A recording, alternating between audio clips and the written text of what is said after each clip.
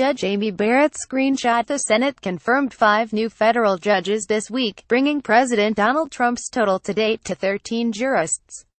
The Senate voted to confirm Amy Barrett from Indiana to the 7th U.S. Circuit Court of Appeals, Joan Larson of Michigan to the 6th Circuit, Allison Eid of Colorado to the 10th Circuit, Stefanos Bibas of Pennsylvania to the 3rd Circuit, and Trevor McFadden to the U.S. District Court in Washington, D.C. The appeals court judges were confirmed mostly along party lines, with a handful of Democrats crossing over to confirm these highly qualified conservatives. McFadden was confirmed 8,410, with 6 senators not voting.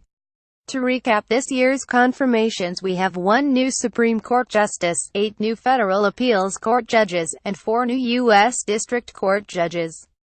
Trump thus surpasses the 4 prior presidents' records, while tying President Ronald Reagan's accomplishment of placing 8 judges on the appeals courts in his first year. And there are still several weeks before the Senate recesses for Christmas, so more of Trump's superb nominees might be confirmed before the end of the year. Trump should be congratulated for this achievement. In this day and age, it's no easy feat to guide judicial nominations through the cogs of the Senate. While there's still plenty of work to do, Senate Majority Leader Mitch McConnell, RKY, and Senate Judiciary Committee Chairman Chuck Grassley, Iowa, should also be congratulated for their leadership. In the face of resistance from the left, we now have several new constitutionalist judges who, with any luck, will serve with distinction for decades to come. Speaking of resistance, it's worth noting that from 1949, when the cloture rule was extended to cover nominations, through 9 presidential administrations, there were only 7 cloture votes on all nominations in a president's first year. But that changed starting this year. There have been 51 cloture votes on Trump's nominees in his first 10 months in office. Democrats have forced cloture votes on 12 of 13 judicial nominees and dozens of executive branch nominees. Invoking cloture used to be a meaningful step because it took 60 votes to end debate so that a confirmation vote could occur. In essence, it was a way to filibuster a nominee.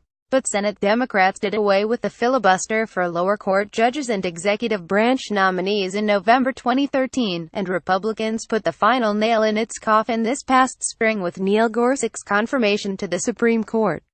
Now, demanding a cloture vote and up to 30 hours of debate on each nominee is simply a tactic to delay and obstruct. With any luck, McConnell will be able to keep these nominations rolling.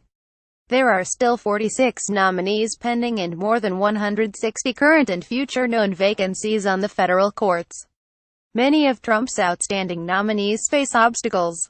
David Strass has waited for a hearing since May, and Steve Grosh was rated not qualified by the American Bar Association, likely because of his personal views on abortion. Michael Brennan and Ryan Bounds face obstruction from some of their home state senators. Kyle Duncan, Jeff Mateer, and Matthew Kaczmarek have been attacked by the left for advancing religious liberty and challenging the LGBTQ agenda.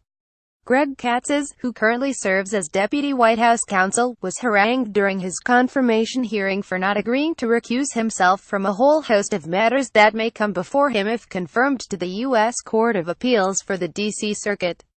The confirmations this week are a cause for celebration and a positive development for the rule of law.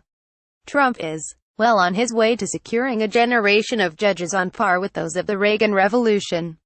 Elizabeth Slattery writes about the rule of law, the proper role of the courts, civil rights and equal protection, and the scope of constitutional provisions such as the Commerce Clause and the Recess Appointments Clause as a legal fellow in the Heritage Foundation's Edwin Meese III Center for Legal and Judicial Studies. Editors note this piece was originally published by the Daily Signal.